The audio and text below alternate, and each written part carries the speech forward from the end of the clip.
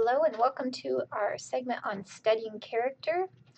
This particular piece is also going to rely that you've read The Story of an Hour, so make sure that you have read that. So pause and return to this presentation once you have read that short story. Okay, we need to go through several different definitions of character to begin. The very first designation is whether this is a major or a main character, or whether the character is a minor character. So major characters would be those characters who appear throughout a majority of the work and whose motives, actions, thoughts, sometimes their thoughts, the reader sees develop throughout the work. Now, why do I make that signification or why do I make that comment about thoughts that you can sometimes see their thoughts? Well, some characters will just come on out and tell you what their thoughts are. Sometimes you have a point of view that is first person where thoughts are revealed besides the actual words that a character speaks. But of course, when you have a third person narrative, you wouldn't have those thoughts being revealed unless, of course, the character comes out and sees it or says it. In the case of drama, when we study major or main characters and even some of the minor characters, on occasion they will get a monologue or a soliloquy or an aside or something where they reveal some of that inner dialogue or their intentions. So it just depends upon the work and the perspective of the particular short story as to whether you're going to get those thoughts. And then, of course, in the case of drama, whether the lines are actually given to that character.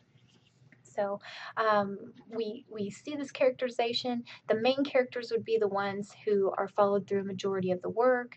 The main character, the protagonist, which we'll talk about in a minute, that one we trace throughout the entire story. I mean, there are not very many scenes, if it is a drama, that this particular character would not be a part of. And in our example, for this particular piece is that Mrs. Mallard is a main character in the story of an hour. We see her at the beginning. That's who they're trying to shelter from this shock of the news of her husband. And then who do we actually follow to her room? Mrs. Mallard. We get to hear her internal dialogue. We get to see her release and her relief and the freedom that comes with the news that she's been given. So she is a main character, which leads us to a discussion of minor characters. Those would be the characters who appear less frequently in the work and whose actions might not determine the plot of the work, but certainly support it. Minor characters. You know, if we're looking at Josephine, yes, Josephine comes up to Mrs. Mallard's room, but she really has more of a minor supportive role in this piece. We don't get to see her as much. She is not quite as integral as of course Mrs. Mallard is, but yet she would be a strong character. It's just that she's a minor character compared to Mrs. Mallard. And the same thing for Richards and even Mr. Mallard, even though his wife is the one that the story is about. You know, we get the news about him and then he appears in the end. The events that are associated with him are pretty major in the story, but the truth is that he is more of a minor character because the story is not about him, it's about his wife. We get to see a little bit revealed about his character through her comments or through her thoughts, but he himself, he is not present very much throughout the play. So let's talk about a couple major characters. In the plot description or studying plot, if you recall, we pretty much hinged our climax of the work and most of the action in the work around the protagonist and the antagonist. So let's define those a little better. First of all, the protagonist is the main character of the piece. I don't want you to confuse this person or the antagonist with being the hero or heroine or the villain of the plot, because quite frankly, in more modern short stories and plays, both the hero and the antagonist have good and bad qualities. You could consider that in some classical literature examples, but it's not true of all of them. The protagonist is the main character of the piece, whereas the protagonist might be a main character, or it might be a force of nature, maybe even like an internal conflict. You know, maybe the protagonist is his or her own worst enemy. That could be it. But a force of nature would be a great storm, or maybe insects, locusts coming down and descending on the people. What is the antagonist? Is it a formal character, or is it more of a concept? The protagonist might or might not be honorable, might have both of those qualities. Most will, but it's not like the old chivalric knights that were always pure and perfect, and they always fought for their lord, and always went on their quest, and they always slayed the dragon. This is not the kind of perfection of hero and heroine that we're talking about with all of our protagonists. Quite often they have flaws. And classically speaking, too, this protagonist is going to have a flaw that he or she has to overcome. And the idea of classical comedy or classical tragedy ending either with a death in the case of tragedy, or a wedding in the case of a comedy. These are some of the things that we're watching them overcome. And so it can be defined as a real positive, negative type of ending in those simple terms, but sometimes the endings don't end that way.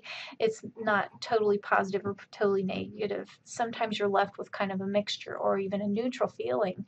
But it's all about whether this person overcomes whatever that battle is, as to how we define what the actual conflict is, but also what this person is trying to overcome. The antagonist, as we described earlier, is also a main character, or if it's not a main character, it is a force of nature, maybe a kind of an internal conflict that the protagonist has. And since we've already kind of highlighted that, I'm going to move on here. This antagonist might or might not be honorable. Might have some honorable qualities, might have some others that are not. But again, we can't just pigeonhole them necessarily. We'll talk about archetypes and that kind of thing in a little bit, but just really think about that. The qualities in these two characters. Is it honor? Is it not? What causes the conflict for the protagonist is the way that you're going to be able to define the antagonist in that story.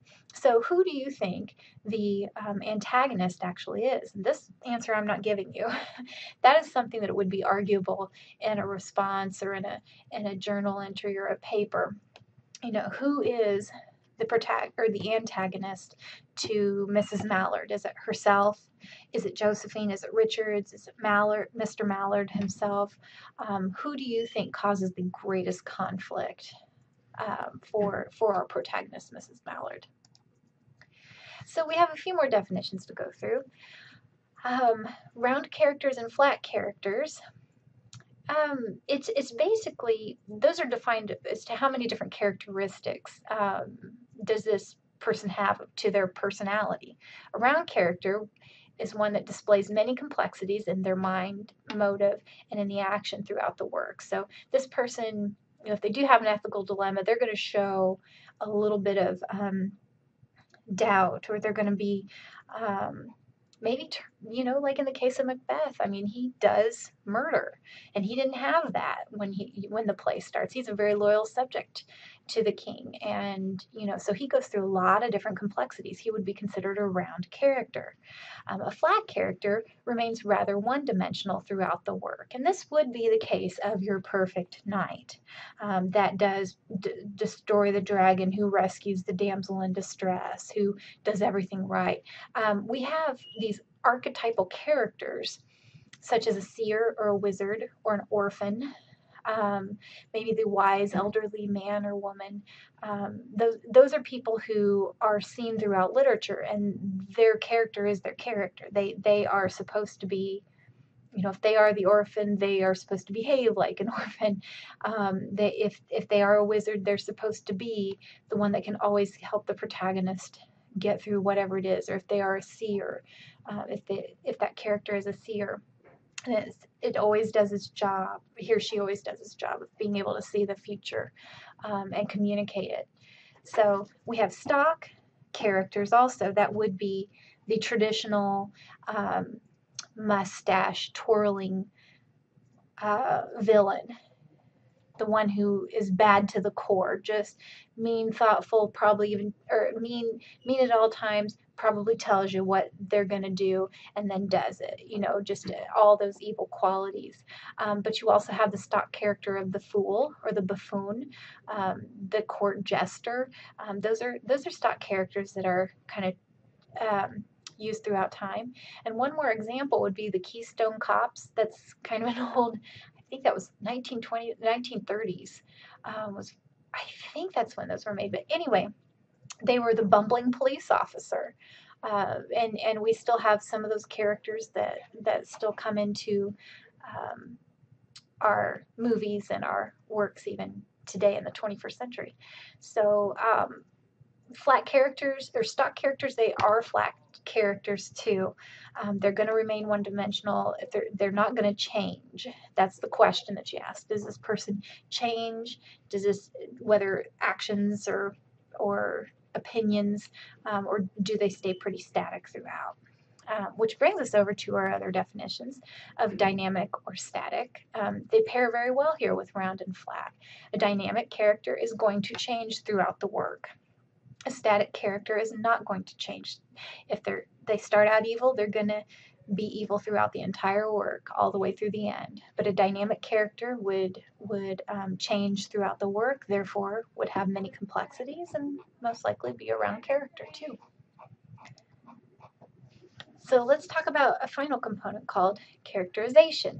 How does the author reveal the character's thoughts, traits, motives, values, morals? Through characterization. They can be either direct or indirect.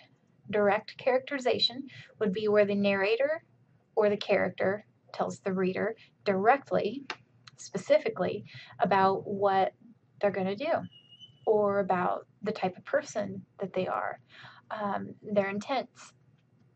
Indirect would be implied or picked up through the character's actions. So maybe, somebody who is telling you that they're going to steal that candy bar, that would be a direct characterization because that person is telling you. But if you just saw the person pick up that candy bar, and you interpreted that they were a thief or that they stole, then that would be an indirect characterization of that particular person. So that's kind of how you dissect all of these ideas about how a character is revealed. So these are the components that I would expect to see in a really well-rounded answer. If you're asked to define a character, you're going to tell whether they're major or minor, whether this character is the protagonist or an antagonist, and of course, not every character is going to fit into those categories. You pretty much have one protagonist and, for the most part, one antagonist.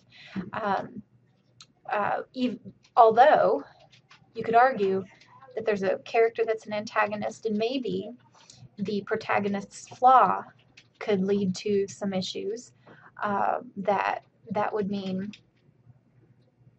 that they're kind of their own worst enemy and that they could be their own antagonist as well. But you can define that and describe that. And of course, if you have a stock character, the stock character is not the protagonist.